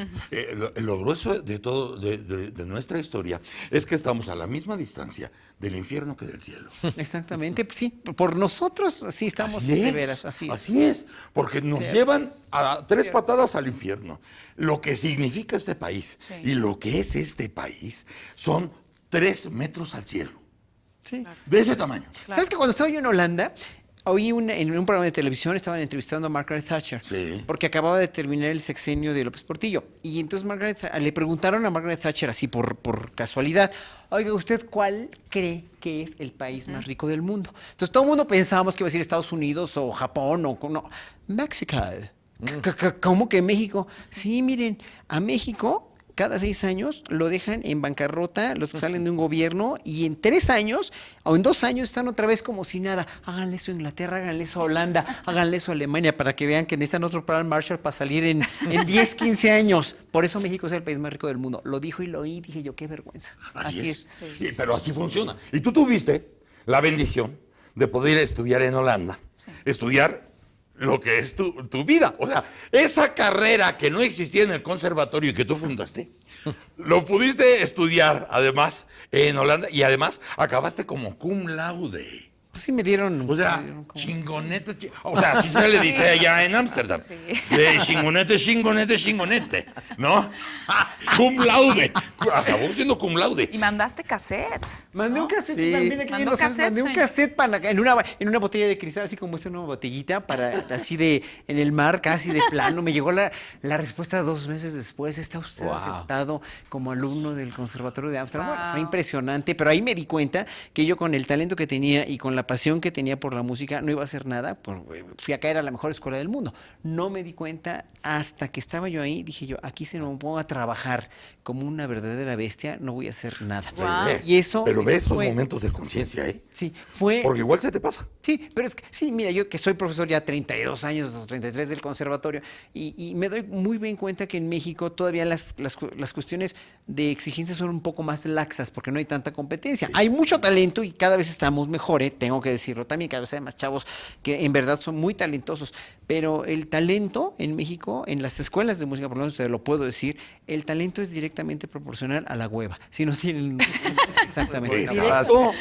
Y ahora que tú mencionabas Europa, ahora con la comunidad europea, con la comunidad euro, ahora es más grueso para los que no son comunitarios. Así es. Y que son maravillosos, porque el comunitario tiene la primera opción. Sí. Y tú puedes decir, oye, es que yo toco la flauta de pico, yo soy el más chido del mundo. Es decir, pues es que tiene prioridad primero español, primero holandés, y luego, primero griego, y tú eres muy bueno, mi niño, pero pues ellos tienen opción, ¿no? Claro. Y hay una sobreexplotación además enorme de músicos y de muy buenos músicos en todo el mundo, y cada vez hay más recortes. Lo que pasa es que aquí los recortes a la cultura y a las artes y a la educación se han sido verdaderamente muy perros, muy groseros, hombre, es que demasiado. O sea, digo, yo no quiero enaltecer a los priistas anteriores, pero en el sexenio de López Portillo, de Salinas de Gortari y de Zedillo, se le metía mucho más, no nada más dinero, no es nada más el dinero, es que van a exponer a los artistas mexicanos en las exposiciones internacionales, se van a estar orgullosos de los artistas que representan a México, aunque sea demagogia, no importa, pero lo están haciendo. Lo están haciendo. Ahora nuestro canciller viaja más a todo el mundo que todos. Bueno, un ejemplo. Estados Unidos, ¿verdad? Un ejemplo que tú estás poniendo. Ve nada más en el sexenio de López Mateos. Todos los teatros del Seguro Social que se hicieron. Impresionante. En los 60, todos los teatros del Seguro Social de la República. Sí. Era el Seguro Social el que lo hizo. Después se acabó ese sexenio y mejor lo invirtieron en comprar el Atlante. ¡Se acabó! ¿Cuál es el mayor enemigo de este país? Se llama sexenio. Porque si tuvieran proyectos a largo plazo, o sea, ¿por qué crees que mi carrera, por la tuya, por ejemplo, la tuya, ha tenido cierto éxito? No somos fuegos fatos, no somos Big Brothers. Estamos planeando las cosas a 10, a 15, a 20 años. Aquí nunca se puede planear eso porque no hay continuidad en proyectos de nada. Y sobre todo en algo que tú sabes que es vital. Si tienes un plan a 40, a 30 años, 35 años, como lo han hecho Corea, por ejemplo, de educación, ya tienes la columna vertebral de lo demás. Si tienes un plan a 40 años sobre educación, todo lo demás tiene que rodearlo y tiene que acompañarlo. Oye, ¿se acuerdan ustedes de que hace 20 años decían, o 30, el milagro mexicano y el milagro coreano van a estar juntos y van a disparar juntos? ¿Te acuerdas? Qué vergüenza. ¡Qué vergüenza! ¿Sí? O sea, ves a Corea ahorita y dices, no manches. Es lo que hicieron en 30 años. Pero ellos se fregaron a eso. Es decir, vamos a meter del Producto Interno Bruto un cachazo, pero no para esta administración, para 30 años. Venga quien venga y llegue quien llegue. Y ya metieron a una presidenta a la cárcel, ¿qué tal? ¿No? Ayer lo estábamos diciendo. Maravilloso. 20 y tantos años, 24 años. 4 años se va. Y no es la primera, es la cuarta mandataria. Además, un acto de corrupción que aquí hubiera causado risa en la PGR. Claro. Yo creo que hasta la adoptan de la ternura, pero allá sí cuesta. La nombran procuradora. Igual la nombran. Dicen, oye, pero mira nada más, qué ternura de corrupción. Haz la procuradora. Aquí hubiera pasado eso.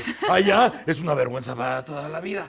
Pero, chamacos, el próximo sábado en Bellas Artes, ¿a qué hora va a ser? A las 7 de la noche. A las 7. ¿Y por qué?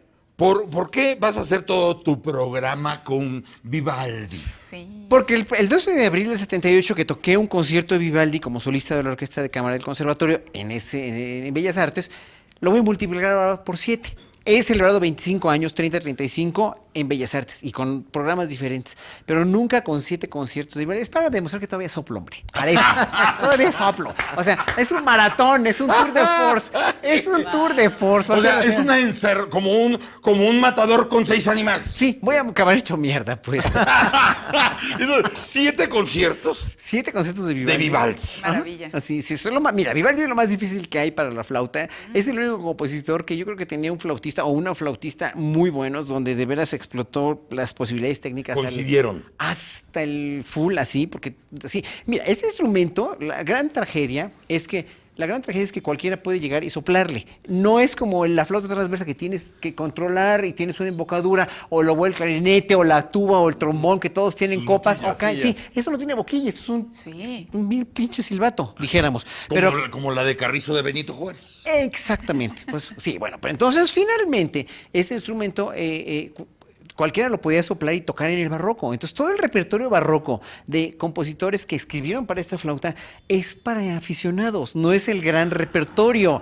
Entonces, tienes un repertorio así chiquito de obras que valen la pena para la flauta dulce. Entonces, obviamente, Vivaldi, yo no sé de dónde salió, que compuso, no sé, como 20 conciertos donde la mete. A lo mejor sí coincidió, como tú dices, sí, con alguno. Con un flautista excepcional, y dijo, no, pues yo voy a aprovechar esta oferta promoción. Y ya con eso, pues escribió esos conciertos y ya, pero hay que seguirle buscando, porque no son ni 8 para flauta sola, no son ni 8. Pero ya muchos han escrito para ti. Muchos compositores, sí. Muchos compositores. Sí, claro, ya como 100 compositores, tengo como 100 obras escritas para mí, de música contemporánea. Está padre el repertorio, hay un repertorio muy bueno también contemporáneo en todo el mundo, porque no tiene repertorio en realidad, es una cosa muy chistosa, pero bueno, ahora sí que me tocó bailar con la más fea. Pero que has convertido en una. Pero es maravillosa porque pues. Pero 40 años. Sí. Y además, ¿con qué orquestas te ha tocado estar? Pues bueno, he tocado con muchas orquestas en todo el mundo, con orquestas como la Sinfónica de Berlín, San Martin de Fields en Londres. Sí, muchas veces. Sí, he tocado con la Orquesta de Cámara de Montreal, la Orquesta de Cámara de Tokio, los Tokyo Solist, en fin, bueno, muchas orquestas.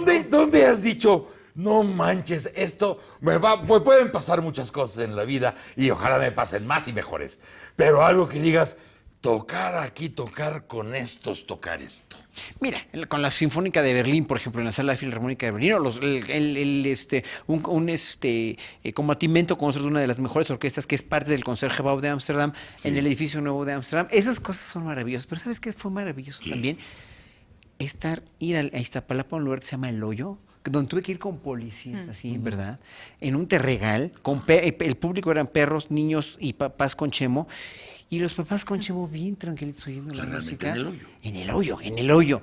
Dices, por esto vale la pena vivir, ¿viste? Por esto vale la pena vivir. O cuando voy a secundarias a decirles, porque para mí una de las peores tragedias nacionales es la orientación vocacional, y les voy a decir a los chavos, descubran, como yo me descubrí a mí mismo a los 11 años, con el talento y la pasión que tenía yo para la música, descubran ustedes ya, porque una de las grandes tragedias nacionales es la orientación vocacional, que nadie la menciona, además, ningún secretario de educación ha dicho, vamos a implementar seminarios de orientación vocacional para que los niños no acaben estudiando Derecho y acaben después trabajando en el Uber, ¿verdad? O acaben trabajando de otra cosa, o habiendo querido estudiar ballet, y pues como esos paputos los meten a estudiar Derecho primero, ¿verdad? Pues no, o sea, es que no debe ser, o sea, en este país hay una implementación pésima de orientación vocacional. Cuando Entonces, además tienes todos los parámetros para cambiar toda esa historia. Porque cada estado podría tener su compañía nacional de teatro, cada estado, desde luego, su sinfónica, cada estado, sus escuelas y sus talleres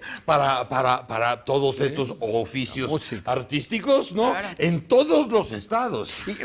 Podrías hacerlo. Y oficios también. A ver, ¿cuántas veces no queremos encontrar un carpintero profesional, un electricista profesional, un mecánico profesional?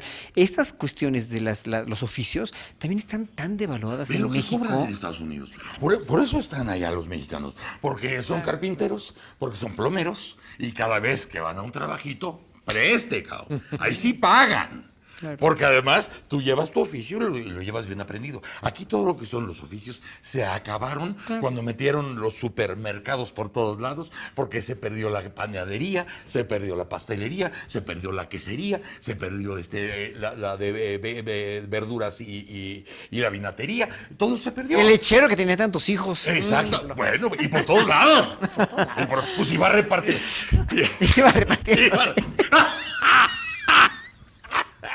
Oye, nos están cortando. Sean lecheros. O sea, lecheros van a ser de veras unos profesionistas muy felices, mi chamaco. Chispas, se nos fue el tiempo. Oigan, el próximo sábado a las 7 de la noche. La gente ya puede ir a comprar sus boletos. Ya, espero que todavía encuentren, porque estaban acabando ya. Se tienen que acabar. Claro. Se tiene que acabar. Son tus 40 años de carrera y tiene que estar eso atascado hasta su Mauser. Y ojalá vamos a rezar y vamos a poner veladores para que te alcance el aire. Pues yo creo que sí. Bueno, me faltan 6 años para la credencial que entramos gratis al metro, pero no le hace todavía soplo.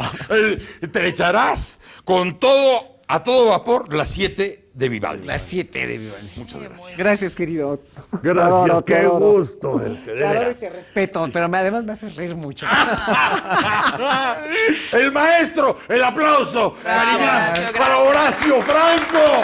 Gracias. Made in Mexico for the world. Vamos a un corte. ¡Oye!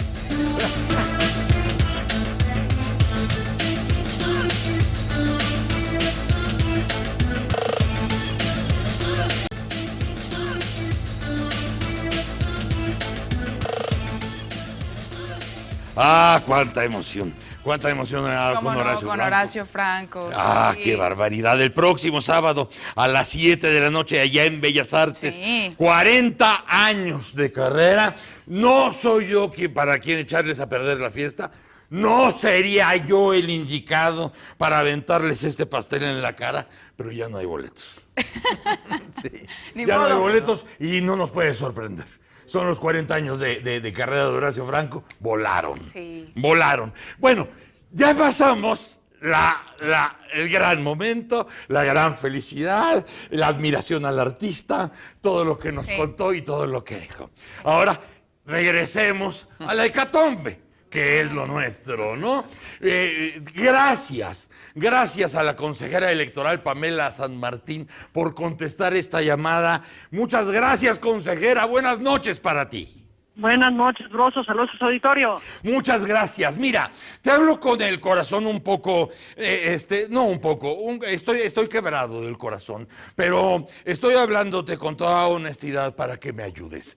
Ayer Ayer yo creo que hay un parteaguas en la historia moderna de nuestro país, hablando de la democracia, con lo que pasó en el Tribunal Electoral. Creo que fue un golpe casi, no lo quiero llamar mortal, porque somos unos sobrevivientes profesionales, pero un golpe muy fuerte para la democracia y para las elecciones que vienen en julio. Yo quería preguntarte, Pamela San Martín, porque mucha gente, con toda la razón, se pregunta, bueno, pero ¿quiénes son? Como si fuera melodrama. Somos hijos del melodrama, Pamela San Martín, tú lo sabes. Somos hijos de Pedrito Infante y somos hijos de Marga López. Eso es lo que somos esencialmente los mexicanos.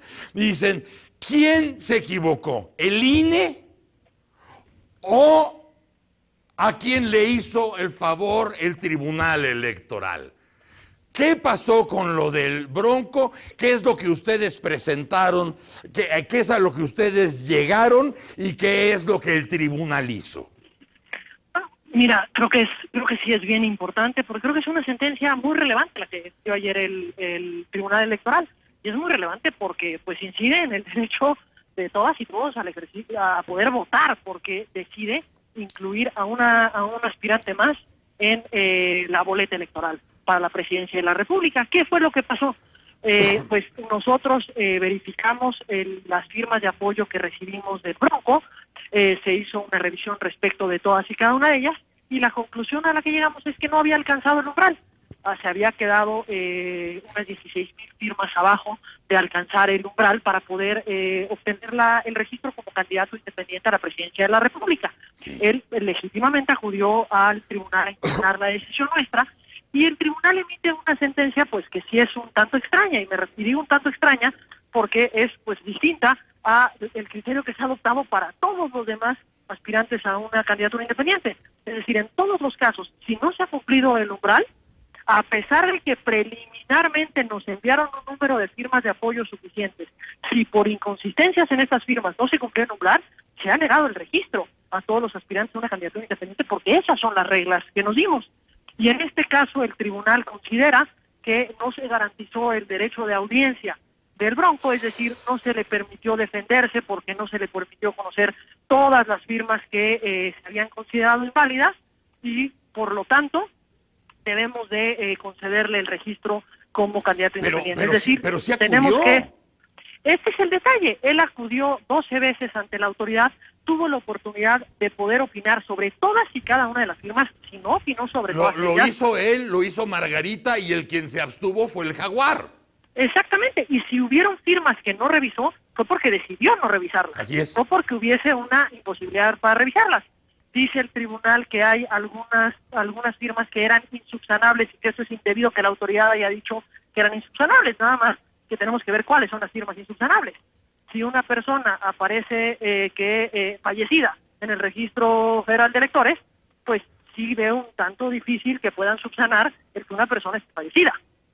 ¿Me explico? Sí, claro. Si una persona no está en lista nominal, pues veo complejo el que al momento de ejercer audiencia pueda decir, bueno, pues es que sí es en lista nominal cuando no está en lista nominal. ¿Me explico? Claro. O sea, los datos que no están en el padrón son los que no eran subsanables. Todas las demás inconsistencias, por supuesto que eran subsanables y podía haber ejercido su garantía de audiencia, y en su caso, que se corrigieran. La sala determina que como al ejercer garantía de audiencia pudo recuperar, es decir, algunas firmas que se habían considerado inválidas, se consideraron válidas, como la sala considera que fue un porcentaje muy alto, pues esto implica que si hubiese revisado todas, seguramente hubiese cumplido con el umbral. Y como es muy probable, según la sala, que hubiese cumplido con el umbral, pues entonces pues que debe de tener por cumplido el número de firmas de apoyo. Creo que esta decisión, y debe señalarse, no fue de la totalidad de los integrantes de la Sala Superior, fue de la mayoría de sus integrantes. Me parece que no abona porque le da un trato diferenciado a unos aspirantes respecto de otros. Bueno, y además puede haber cosas muy polémicas en todo el camino de los independientes, concretamente hablando de ellos, más allá de lo que es la reforma o la ley electoral en su conjunto. Pero en la cuestión de los independientes puede haber muchas cosas polémicas, pero había una cosa clara. Y lo mismo pasó con Margarita. Es decir, si cumple con el umbral, Pues sí, mucha gente podrá decir lo de las fotocopias y podrá decir, en efecto, en las credenciales que no cumplieron con los requisitos que se debían, pues desde luego que ahí están. Pero se entendía que cumpliendo con el umbral, más allá de lo que le pareciera bien o mal a la gente, pues entonces procedía entrar a la boleta. Lo que pasó ayer, consejera, me recordó mucho Coahuila. Me recordó Coahuila porque ustedes dijeron, oye, te paso esto porque así sucedió y así pasó. Y de pronto en el tribunal te dicen, ah, sí, pues mira, de lo que me mandas de Facebook, eso no lo voy a contar porque está nublado, cabrón. Así fue. Y lo mismo pasó ayer con el Bronco, Pamela. Sí es cierto que pasó. Bueno, lo que la sala termina, o la mayoría de los integrantes de la sala terminan resolviendo, es que seguramente sí habría cumplido. Es que presumen que hubiera cumplido si hubiera ejercido la garantía de audiencia sobre todos los apoyos, porque hubo un 8% de recuperación, lo que creo que obvia es que hubo un 60% de inconsistencias. Es decir, es un poco más alto el nivel de inconsistencias que el nivel de recuperación de firmas. Pero es más tuvo la posibilidad de ejercer la garantía de audiencia sobre todas las firmas. Pero queda más o menos igual de lo que te decía. Presumir que si se hubieran dado las circunstancias o dados aquellos hechos, hubiera alcanzado el umbral. Podría haber alcanzado sin ningún problema el umbral si se hubieran dado estas cosas y por eso lo metemos a la boleta. Igual en Coahuila, no les vamos a agarrar lo de los gastos de Facebook porque no tiene nada que ver con otros gastos. Oiga, pero sí hay gastos. Sí, pero por lo mismo no se van a tomar en cuenta. Así nos sentimos asaltados, nos sentimos robados y nos sentimos en grave peligro porque esto puede poner en un polvorín. Pamela, puede poner en un polvorín la elección de julio. A ver, me parece que sí es una decisión que sin duda es trascendente, porque regreso con lo que inicié, implica el tener a un contendiente más en la boleta. Esta es la decisión del tribunal y por supuesto que la autoridad administrativa pues acataremos la sentencia, como es nuestra obligación hacerlo, pero me parece que sí se requiere un análisis de una decisión en la que alguien que no cumple con los requisitos que la propia sala no nos señala, tú te equivocaste y tú diste estos apoyos por inválidos cuando eran válidos. Si eso hubiese ocurrido, bueno, estaremos hablando de una cuestión distinta. Lo que el INE decidió es que el Bronco no cumplía con el umbral. Eso fue oficial en el INE, ¿es cierto? Efectivamente, para el tribunal ellos, fue otra historia. Para la mayoría de los integrantes, pues probablemente habría cumplido si hubiese podido ejercer garantía de audiencia. Está cañón. Consejera, te agradecemos mucho estos minutos, este momento. Es muy difícil para nosotros, yo me imagino que para muchos de ustedes, no quiero aventurarme a decir todos, pero para muchos de ustedes también, y ojalá estemos en la misma frecuencia de que esto pone las alertas por lo pronto rojas para las elecciones de julio y ustedes son los árbitros que también los han puesto en peligro. El tribunal ha puesto en peligro al INE y a todos nosotros. Te agradecemos mucho este tiempo. Te agradezco a ti, Bronco, y no saludos al auditorio. ¿Perdón? Ya se despide. Muchas gracias, Pamela. Muchas gracias, no te escuché bien. Gracias, Pamela San Martín, consejera electoral del INE. Ya nos vamos. Gracias. Adiós, señor Broso. La Chiva a medio boleto de estar en la final de la Conca Champions. ¿Por qué a medio boleto? Porque está 0-0 y lleva el marcador a favor. Querido señor, gracias. Muchas gracias. Siempre, un gusto. Gracias, Mariana. Nosotros nos vamos ya mañana de 6 a 8. Si tienen radio, tele, gadgets, ahí nos oyen, ahí nos ven. ¡Órale! ¡Órale, chamacos mugrosos! Chamacos, pueden decirme papá. ¡Órale!